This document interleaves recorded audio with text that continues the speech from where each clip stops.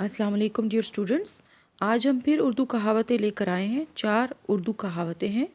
Number 1, दूध का दूध और पानी का पानी। नंबर 2, यहाँ कोई मंतिकी नहीं है। नंबर 3, ये जो है ये बला तो कदमों से लगी है। और नंबर 4, दौलत अंधी होती है। आए स्टार्ट करते हैं। दूध का दूध पानी का पानी, यानी इसका मतलब ये हुआ कि पूरा पूरा इंसाफ करना। ये कहावत उस वक़्त कही जाती है जब मुनसिफ या कोई शख्स ऐसा खरा इंसाफ करे जिस पर ज़रा भी शक का गुमान ना हो। इस कहावत के वजूद में आने का सबब मामूली फ़र्क के साथ 2 दिलचस्प हकायतें बयान की जाती हैं, जिनमें से पहली हकायत इस तरह है।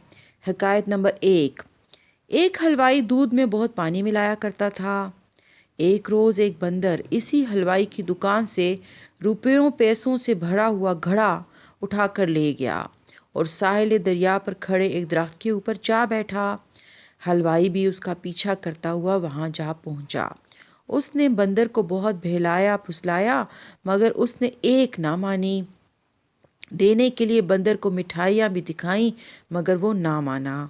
बंदर ने पेड़ के ऊपर से रुपए और अठन्नियाँ वगैरह तो दरिया में फेंकना शुरू कर दी और पैसे हलवाई की तरफ। ये देख देख कर हलवाई की जान सूख रही थी। आखिर में उसने थक हार कर और जल भुन कर कहा, अरे जालिम, क्या गज़ब कर रहा है। पैसे मेरी तरफ फेंक रहा है और रुपए अठन्नियाँ और चवन्नियाँ दरिया में डाल रहा है। तमाशाइयों में से एक शख्स ने हलवाई से कहा, बंदर ठीक ही कर रहा है। दूध के दाम तो तेरे पास फेंक रहा है और पानी के दाम पानी में मिला रहा है। ये है दूध का दूध और पानी का पानी। हकायत नंबर 2, कोई गवाला अपने गांव से दूध लेकर रोज़ाना एक करीबी शहर में जाया करता था। किसी को पता न चले इसलिए रास्ते में पड़ने वाले एक तालाब से दूध में पानी मिला दिया करता था। धीरे धीरे उसके पास भी अच्छी खासी दौलत जमा हो गई। एक रोज़ उसने सोचा कि इस दौलत से कुछ सोना वगैरह खरीद कर रख लिया जाए तो अच्छा हो। एक दिन वो अपनी कमाई हुई तमाम दौलत देकर सोना वगैरह खरीदने के लिए शहर की तरफ चल पड़ा। रास्ते में उसी तालाब के किनारे उसने बैठकर सोचा कि यहाँ तन्हाई में बैठकर रोटी खा लूँ। शहर में कहीं मुनासिब जगह नहीं मिलेगी और ना ही वहाँ खाना खाने के लिए वक्त मिल सकेगा। ये सोचकर उसने तालाब के पानी से मुंह धोया और रोटी खाने लगा। इतने में पास के एक दरख्त से बंदर उतरा और रुपयों की थैली लेकर तेजी के साथ उसी पेड़ पर चढ़ गया। गवाले ने देखा तो बहुत घबराया और बंदर को रोटी दिखलाकर फिसलाने लगा, मगर बंदर ने उसकी एक ना सुनी। बंदर ने बड़े ठाठ से रुपयों की थैली खोली और एक एक रुपया तालाब के अंदर फेंकने लगा। इतने में कुछ राहगीर भी वहाँ आ गए थे। उन्होंने भी गवाले के साथ मिलकर बंदर से थैली लेने की कोशिश की, मगर कामयाब ना हुए।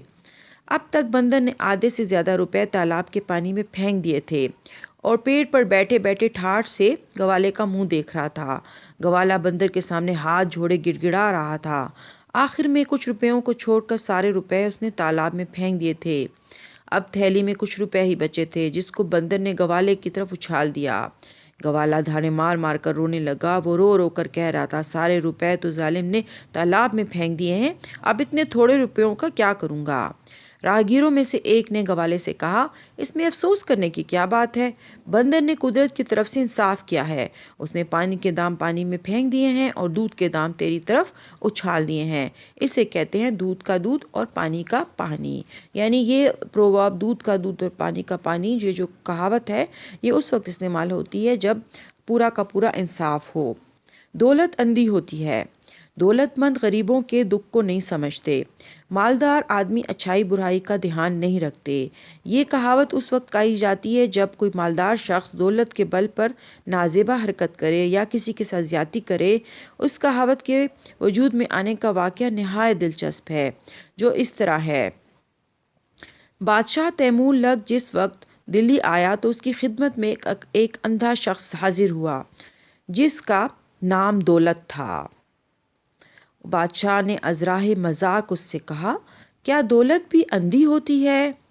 अंधे ने हाजिर जवाबी का सबूत देते हुए कहा, जहाँ पना, अगर दौलत अंधी ना होती तो लंगड़े के पास क्यों आती? بادشاہ اس حاضر جوابی سے بہت خوش ہوا۔ تیمور دراصل لنگڑا تھا، اسی لیے وہ تیمور لنگ کے نام سے مشہور ہو گیا۔ ابھی دولت اندھی ہوتی ہے، مطلب یہ کہ دولت کو کچھ نظر نہیں آتا۔ یہ بتانے کی کوشش کی گئی ہے کہ تیمور کے پاس، جب بادشاہ تیمور تھا، اس کے پاس ایک اندھا شخص آیا تھا، اس کا نام دولت تھا۔ تو اس نے کہا دولت کہاں اندھی ہوتی ہے؟ دولت اندھی ہوتی ہے؟ تو اس نے کہا کہ جی اگر دولت اندھی نہ ہوتی تو لنگڑے کے پاس کیسے آتی، یعنی آپ کے پاس کیسے آتی نا۔ تو اب تیسری پروورب کی طرف ہم جاتے ہیں، جو کہ ہے یہاں سے میں دیکھتی ہوں، یہ بلا تو قدموں سے لگی ہے، یہ بلا تو قدموں سے لگی ہے، یعنی یہ بلا پیروں سے چپک گئی ہے، اس سے پیچھا چھوٹنا مشکل ہے۔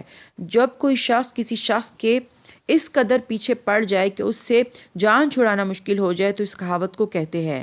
اس کہاوت کے پس منظر میں بھی ایک لوک کہانی اس طرح بیان کی جاتی ہے۔ ایک بھولا بھٹکا گویا، گویا کون ہوتا ہے؟ سنگر، ٹھیک ہے، کسی امیر کے یہاں پہنچا۔ وہ امیر اس قدر کنجوس تھا کہ کسی کو کھانا کھلانا تو دور، کبھی جھوٹے ہاتھ سے کسی کتے کو بھی نہ مارتا تھا۔ گویے نے اسے بڑا اور مخیر آدمی سمجھ کر اپنے تنبورے کو خوب بجایا۔